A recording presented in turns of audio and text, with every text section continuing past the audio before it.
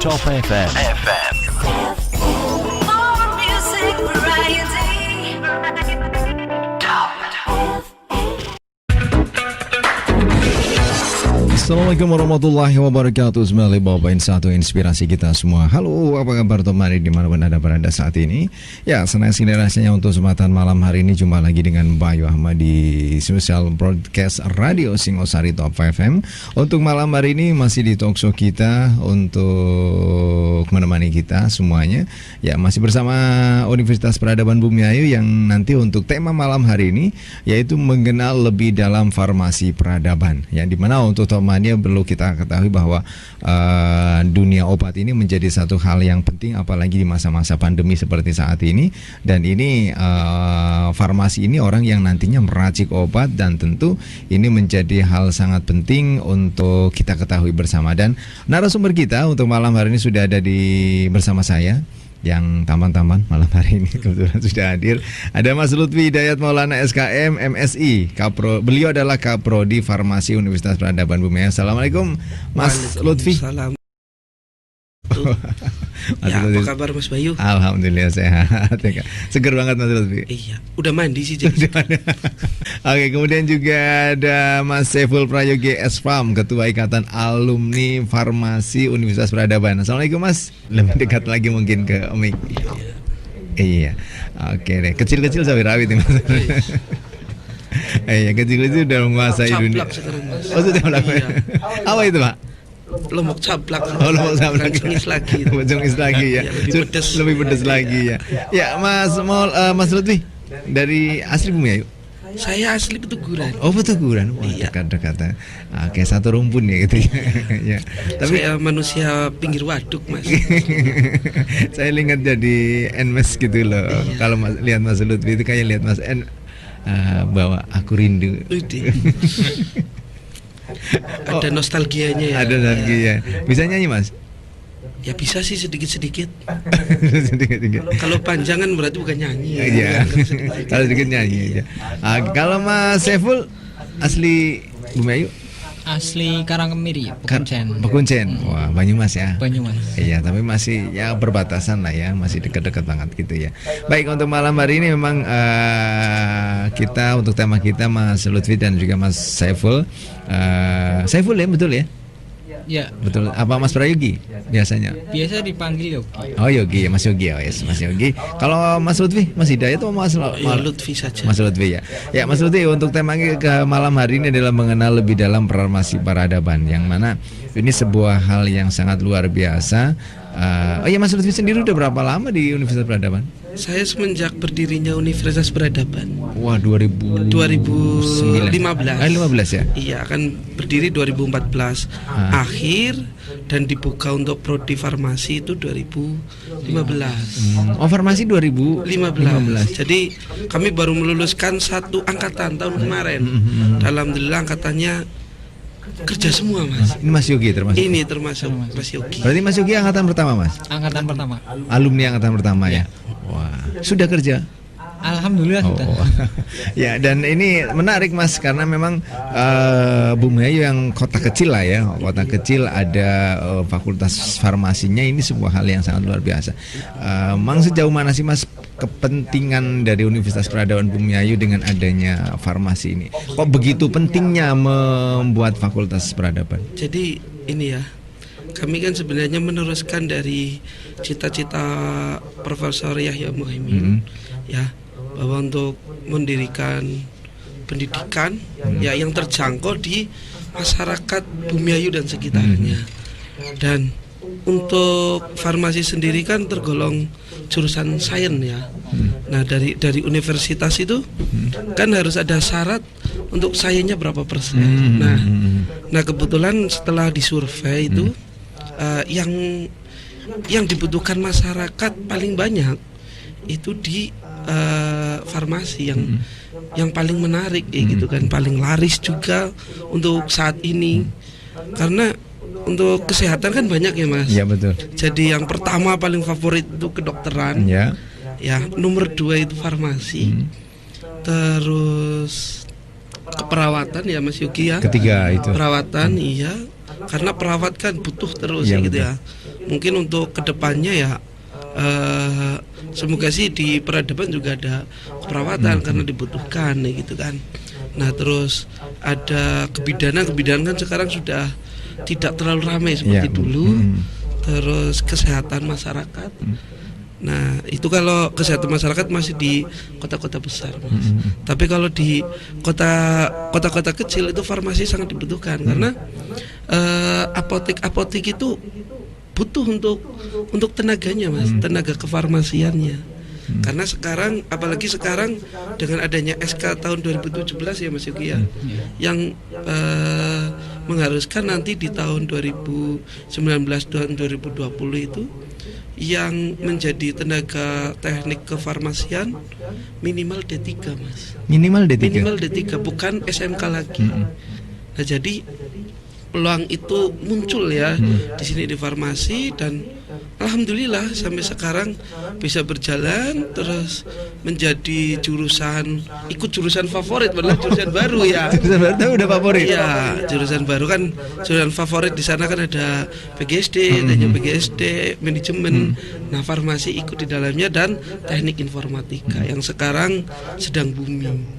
Nah, terus untuk tenaga kefarmasian itu karena di sini banyaknya SMK, SMK jurusan farmasi di Bumia itu kalau tidak salah sekitar 5 itu ada, Mas. Nah mereka kan kadang tidak bisa bersaing di kota besar. Nah akhirnya mereka juga ingin kuliah lah, yang penting kuliah. Butuh jenjang yang lebih tinggi lagi gitu ya. Iya, butuh kuliah, jenjang yang lebih tinggi lagi karena keharusan sekarang, Mas. Keharusan dan persyaratan menjadi tenaga kefarmasian harus D3 itu. Minimal D3. Bahkan yang sekarang pegawai rumah sakit yang tadinya SMK kuliah semua, Mas. Nah, insya Allah tahun ini itu banyak yang lulus dari kelas karyawan angkatan pertama tahun ini. Karena memang dengan peraturan tersebut kan. Dengan peraturan tersebut karena kebutuhan juga. Terus nun sewu ya yang D3 juga pengen meneruskan ke S1. Tapi kami belum bisa membukanya karena ada peraturan-peraturan tertentu dari Dikti maupun dari APTFI ya, Mas. Itu ada syarat-syarat tertentu. Nah, jadi kami di sini sudah S1, kami juga berharapnya ke depan beberapa tahun yang akan datang ya bisa membuka profesi sendiri, Mas, apoteker. Tapi berarti untuk saat ini masih farmasi belum ada secara masih berarti untuk farmasi umum atau seperti apa? S1 farmasi. F1 jadi farmasi. Kan ada tingkatannya dari farmasi apotek, D3 farmasi, terus S1. Nah, S1 memang jenjangnya nanti ke apoteker, ke profesi. Tapi S1 langsung ke S2 farmasi juga bisa, Mas. Gitu. Jadi dengan minat mahasiswa yang sekarang daripada ke D3 mending ke S1 ya, langsung gitu ya. Iya, untuk karena apa? Biaya D3 itu di luar wilayah Bumiayu itu luar biasa mahalnya, Mas. Nah, karena di sini ya dengan adanya Universitas Peradaban ya yang langsung dibimbing oleh Profesor Yahya Muhaimin, nah itu langsung ya karena temennya banyak mungkin ya, temennya banyak, relasinya banyak, jadi untuk biaya itu luar biasa. Murah di 500.000 paling sekitar di Universitas Peradaban Bumiayu. Iya. Untuk sekelas farmasi iya. per bulan, Mas. Per bulan 500.000. Iya. Mahalan motor kan. Kalau di luar itu kita harus bayar uang gedung itu minimal 10 sampai 30 juta dulu. Untuk masuk di farmasi. Untuk masuk farmasi uang sumbangan itu. Wong di SMK-nya juga mahal ya? Iya, SMK-nya. SMK itu saya ke Aji Barang ya, saya survei tiap SMK itu. SMK itu per bulan 300. Farmasi? Iya. 300 sampai 500. Nah, kami seperti SMK kan berarti. Cuma kami mempunyai titel itu akhirnya nantinya. Dan ilmunya lebih dibutuhkan di masyarakat. Oke ya, dan ini tentu sangat menarik sekali karena memang untuk farmasi ini yang nantinya memang apalagi memang sekarang di Bumiayu sendiri ya, notabene di Bumiayu sendiri banyak sekali berdiri rumah sakit, apotek, kemudian ini tentu ini juga menjadi bidikan dari Universitas Peradaban Bumiayu. Betul. Jadi banyak sekali yang karyawan apotek itu ya kuliah di tempat kami. Oh sekarang apotek tenaganya itu minimal D3. Minimal D3. Minimal D3. Nggak bisa dari SMK farmasi lagi. Tidak diperkenankan. Kalau dari SMK farmasi itu masuknya nanti asisten tenaga teknis. Nah, Oh. kalau kita kan yang D3 ataupun S1. S1 masuknya tenaga teknis kefarmasian seperti itu, Pak. Bukan asisten lagi. Bukan asisten lagi. Dan Maksudnya asisten apoteker gitu. Kalau dari D3 atau S1. Nah, kalau dari SMK farmasi jadinya asisten tenaga teknis kefarmasian. Di bawahnya lagi. di bawahnya lagi. Dan dia nggak bisa jadi asisten gitu ya. Jadi asisten apoteker. Apoteker nggak bisa. Harus Harus D3. kuliah dulu. Harus kuliah dulu. Sesuai peraturan terbaru itu. Itu untuk apoteker Iya, se-Indonesia. se-Indonesia, dan untuk di rumah sakit juga nggak bisa masuk ya. Sama seperti itu. Makanya dari karyawan rumah sakit yang dulu-dulu ya, yang sudah lama itu ya mereka pada kuliah lagi karena kebutuhan. Apalagi kalau yang guru ya, kalau yang guru SMK yang tadinya D3 gitu kan. Nah, itu mending S1 karena untuk ngejar sertifikasi dan lain-lain. Ya. Nah, itu jadi di sini itu dengan adanya Universitas Peradaban ya banyak sekali bisa membantu mereka-mereka yang jauh dari perkotaan. Ya, apalagi memang kebutuhan farmasi ini Iya. cukup tinggi gitu ya. Ya, dilihat dari memang SMK-nya sendiri di Bumiayu Cukup bagus. Cukup bagus. Ini banyak ada beberapa juga dari luar Jawa, Mas. Kuliah di sini di farmasi. Dari Sumatera, kemarin dari NTT ya. NTT ada yang di sini. Luar Jadi, Jawa, Mas, sekarang sudah masuk. Iya, sudah pada Wah, mulai masuk. luar biasa. Malah angkatan pertama itu dari Bandung pada ke sini. Padahal kota besar kan. Sini kuliah bisa mengikuti, alhamdulillah malah baru lulus langsung di ambil orang ya untuk bekerja gitu. Jadi kami itu sebelum lulusan biasanya ditelepon, Pak. Ditelepon untuk minta lulusannya lah berapa sini gitu. Ya nanti kami persiapkan paling seperti itu. Oke ya. Kemudian Mas Yogi sebagai alumni pertama di Universitas Peradaban Bumiayu, seperti apa Mas untuk pemanfaatan ilmunya di luar ataupun ke hasil ya seperti disampaikan Pak Mas Lutfi tadi bahwa memang sudah banyak yang request kerja, dan Mas Yogi sendiri ilmunya seperti apa? Bermanfaat atau mungkin banyak diterima di dunia kerja seperti apa? Ya. Seperti yang sudah disampaikan Pak Lutfi tadi, memang keberadaan farmasi peradaban ini ya memang dibutuhkan oleh masyarakat gitu. Kebetulan untuk alumninya sendiri, kalau dilihat tadi disampaikan Pak Lutfi dan juga di data kami kan sudah ada ikatan alumni seperti itu. Memang hampir 80% itu sudah bekerja.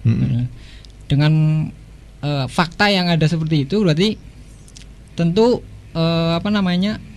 kurikulum ataupun materi-materi yang disampaikan itu memang dipakai atau bermanfaat di dunia kerja gitu, Pak. Mas Yogi sendiri kerja di mana? Kebetulan saya di Universitas Peradaban sendiri, Pak. Oh, masuk di. Ini sebelum Mas Yogi itu sebelum lulus, kami tarik dulu. Oh. Untuk membantu kami di lab. Karena ya beliau menjadi ada keistimewaan.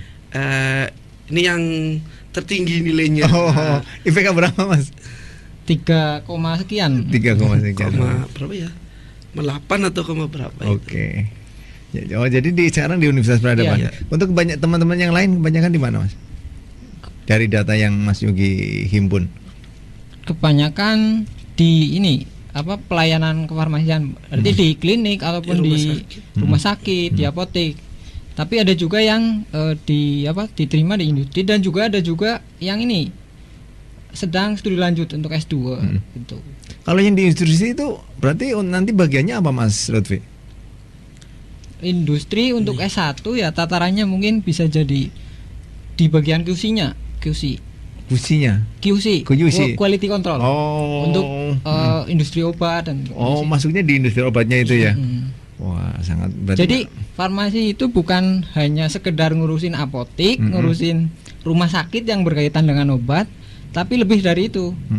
Bisa juga di instansi pendidikan, misalkan jadi guru farmasi juga dibutuhkan. Terus di industri tadi juga dibutuhkan. Banyak. keluarannya banyak. Oke ya, jadi memang sangat luar biasa ya. Ya, dan untuk saat ini di Universitas Praja sendiri membuka di kelas reguler dan karyawan. Kelas reguler dan karyawan. Untuk reguler jam? Untuk reguler itu dari mulai jam 7 pagi sampai jam 4 batasannya. Kelas karyawan itu kami hanya 3 hari, Pak. Oh, 3 hari. 3 hari, hari Sabtu dan Rabu itu mulai pukul 14.30 sampai malam. Hari Ahad ya, karena kami itu Ahad ya di situ kan. Hari Ahad itu mulai dari pagi sampai sore. Ahadnya itu. Iya. Itu karena ada reguler dan karyawan. Ya, kemudian biasanya biaya karyawan lebih mahal, betul nggak? Iya betul. Kalau biaya karyawan memang lebih berbeda ya. Dengan reguler. Karena ada kelas khusus ya. Dan mengajar kami juga malam-malam gitu kan. Nah, itu memang ada tambahan. Jadi ada perbedaan lah sedikit. Nggak terlalu jauh juga dengan reguler. Tapi untuk tahun ini nanti banyak kan dari karyawan juga. Alumni yang wisuda. Untuk wisuda itu tetap banyak reguler. Oh, ada reguler. Reguler ada sekitar 30, karyawan ada sekitar 18. Tapi itu dari apoteker dan juga dari itu malah sudah bekerja semua. Oh, sudah bekerja di semua. RS Amina, apotek Bumiayu Paguyangan, bahkan ada yang dari Rembang Purbalingga. Karena tuntutan tadi, peraturan itu. Betul. Oke ya, baik Mas Lutfi dan juga Mas Yogi untuk bincang-bincang kita untuk malam hari ini makin menarik dan tentu memang seperti kita ketahui bahwa apalagi di masa pandemi seperti ini ya Mas Yogi ya, ini obat ini menjadi penting gitu ya. Betul, vaksin ya. Vaksin. Walaupun sampai sekarang itu belum ketemu ya. Berarti ini yang farmasi-farmasi ini yang nanti yang meracik, yang mencari dari dunia kesehatan intinya, baik farmasi, kedokteran ya. Itu yang paling utama, mencari untuk membuat vaksin, penemuan atau penelitian terkait vaksin. Ya, baik Mas Yogi dan juga Mas Lutfi untuk bincang-bincang kita malam hari ini. Sebelum kita lanjutkan, kita break sejenak karena ada beberapa pariwara yang mau lewat terlebih dahulu. Anda masih di 95.1 Top FM. Inspirasi kita semua. Satu Nusa, satu bangsa, satu Indonesia.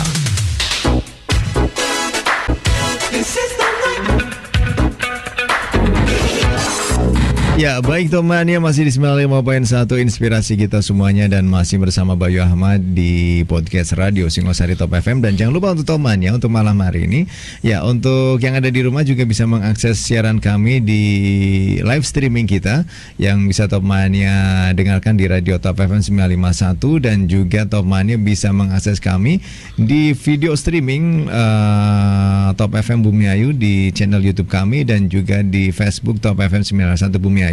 Atau juga untuk temannya bisa bergabung bersama kami di Instagram @promosi_Universitas Peradaban, yang mana untuk malam hari ini masih tema kita yaitu mengenal lebih dalam farmasi peradaban Bumiayu, yang tentunya untuk malam hari ini ya bersama Koprodi Farmasi Universitas Peradaban Bumiayu, beliau Mas Lutfi Hidayat Maulana SKM MSI dan Mas Saiful Prayogi S.Farm, Ketua Ikatan Alumni Farmasi. Ya Mas Lutfi, makin menarik untuk dunia farmasi ini, dan Bumiayu yang notabene adalah kota kecil.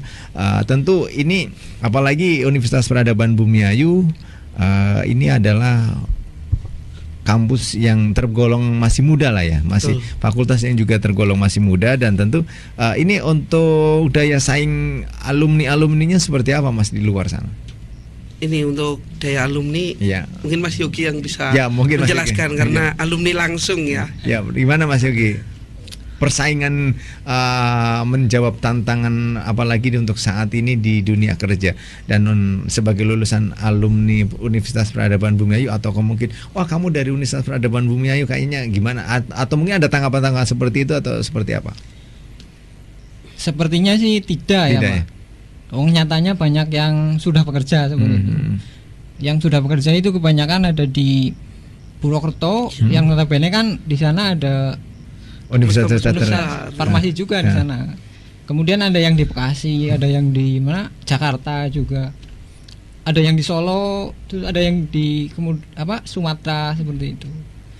Jadi ya mampu bersaing lah intinya dengan adanya fakta seperti itu gitu. Dan juga nih yang di sini kan ada yang industri farmasi di Bumiayu yang baru itu. Nah kebetulan alumni kita juga ada yang masuk di situ. Artinya walaupun baru, kita tidak bisa diremehkan begitu saja seperti itu, Pak. Berarti memang walaupun baru tapi sudah diakui ini ya. Seperti itu. Karena memang kita